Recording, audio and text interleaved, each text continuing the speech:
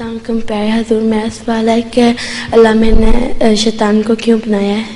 اس لیے بنایا ہے کہ تمہیں پتہ لگے کہ تم نیک ہو کہ نہیں. اگر شیطان نہ ہو تو تمہیں کیا پتہ لگتا کہ تم نیکی کر رہی ہو کہ نہیں کر رہی. اگر برائی ہو تو نیکی کا تبھی پتہ لگتا ہے نا. برائی تمہیں پتہ ہے بری چیز کیا ہوتی ہے؟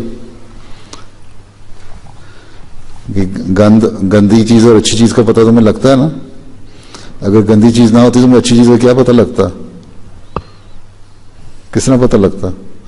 اسی طرح شیطان کو بنایا تاکہ بتایا تمہیں کہ یہ شیطان ہے، یہ تمہیں گندی باتیں بتائے گا، گندے رستوں کی طرف چلائے گا. یہ اللہ تعالیٰ کی باتیں ہیں، نیکی کی باتیں ہیں، اور اللہ تعالیٰ تمہیں کہتا ہے نیکی کی طرف جاؤ.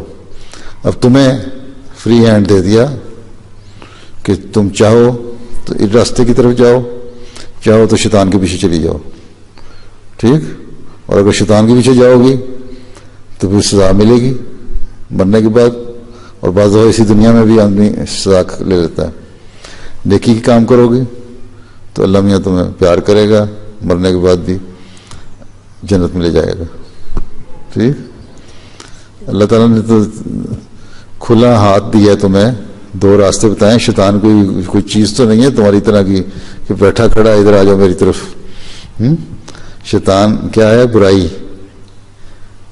اور نیکی جو ہے وہ فرشتے ہیں اللہ تعالیٰ کے جو نیکی کی باتیں کہتے ہیں.